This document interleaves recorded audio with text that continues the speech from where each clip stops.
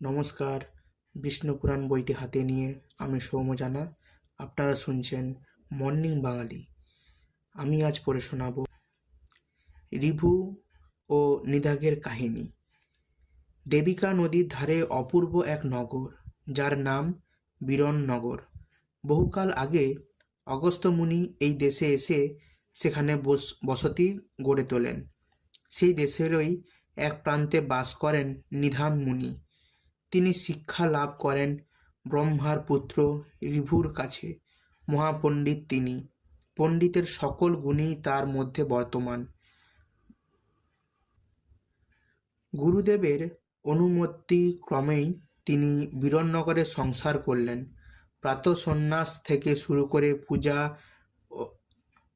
আহ্নিক, জপ, হোম, শাস্ত্রের অনুশীলন সবই যথাযথভাবে পালন করে তিনি সংসার ধর্ম অতিবাহিত করেন। কাল অতিক্রান্ত হয়, এর মধ্যে বহুদিন গুরু শিষ্যের দেখাও হয়নি।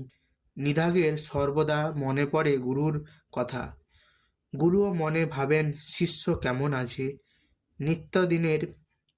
নিত্যদিনের মতোই নিদাঘ তার করণীয় কাজ শেষ করে অপেক্ষা করছেন।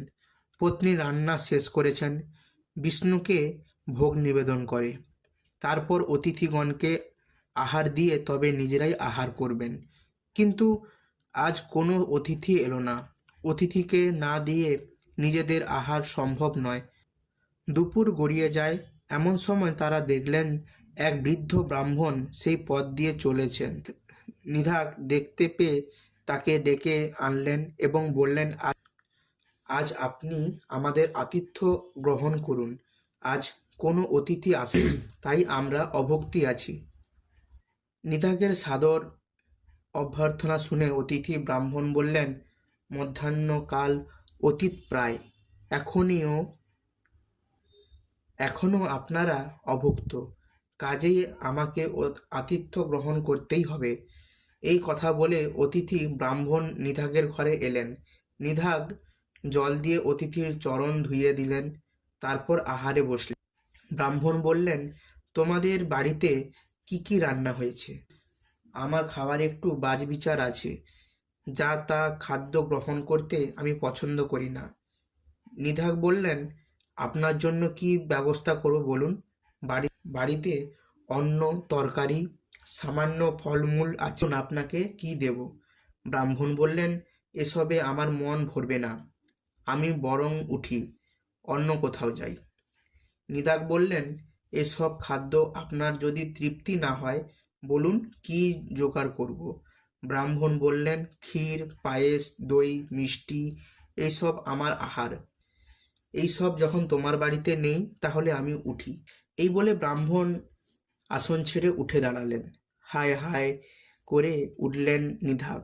বললেন, না না, আপনি যাবেন না। অতিথি অভুক্ত অবস্থায় চলে গেলে গৃহস্থের অমঙ্গলই হবে। আপনি অপেক্ষা করুন, এক্ষুনি সব তৈরি করে দিচ্ছি। তারপর স্ত্রীকে বললেন, অনেক বেলা হয়ে গেল, তাড়াতাড়ি সব তৈরি করে দাও। ব্রাহ্মণ পত্নী আর দেরি না করে ক্ষীর, পায়েস আদি তৈরি করলেন।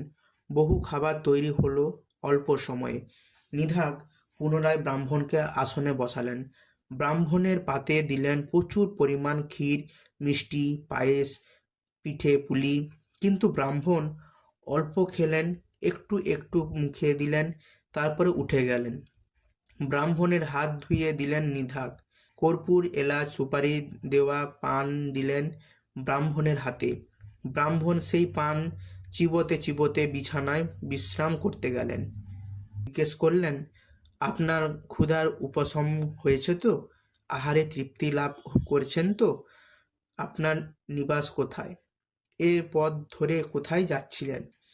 একসঙ্গে বহু প্রশ্ন করে শুনে ব্রাহ্মণ মুচকি মুচকি হাসলেন। তারপর উত্তর দিলেন, তোমার প্রথম প্রশ্ন হলো আমার ক্ষুধা মিটছে কিনা। তার উত্তর বলি, যার ক্ষুধা তৃষ্ণার বোধ নেই তার আবার খিদে মেটার প্রশ্ন ওঠে কেমন করে? ব্রাহ্মণের উত্তর শুনে নিদাঘ তার পত্নী তো অবাক। কি বলবেন বুঝতে পারছেন না। তোমরা আমার কথায় অবাক হয়েছে বলে মনে হচ্ছে। যে মনে করে দেহাদি রয়েছে, তখন তার খিদে পাওয়ার কথা। শরীরের দিকে যার মন নেই, তার তো ক্ষুধা তৃষ্ণাও নেই। আমি ওই দ্বিতীয় শ্রেণীর। নমস্কার।